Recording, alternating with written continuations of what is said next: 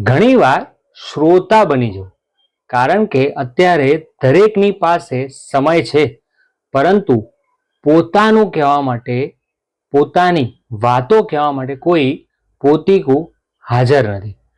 ઘણીવાર લોકો પાસે પોતાની વ્યક્તિ કે જેના ખભા પર માથું મૂકીને પોતાના દિલની વાત કરી શકે, એક એવો વ્યક્તિ હાજર નથી કે જેની સામે ફેસ ટુ ફેસ બેસીને એના ચહેરા પરની શાંત રેખાઓ જોઈને દિલની વાતો હળવી કરી શકે. એટલે ઘણીવાર શ્રોતા બની જાઓ. વખત મળે ત્યારે પોતાના કાનને ખુલ્લા રાખીને બીજાની વાતોમાં હામાં હા મિલાવી એ પણ એક કળા છે. જ્યારે સામેવાળો વ્યક્તિ વાત કરી રહ્યો છે અને તમે જ્યારે હા મિલાવી રહ્યા છો, ત્યારે તેના ચહેરા પર થતી ખુશી એ કરોડો રૂપિયા કરતા વધારે હોય છે.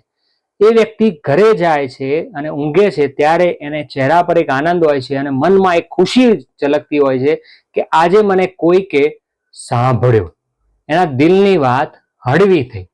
એટલે ઘણીવાર વક્તા કરતા શ્રોતા બનવું વધારે જરૂરી છે.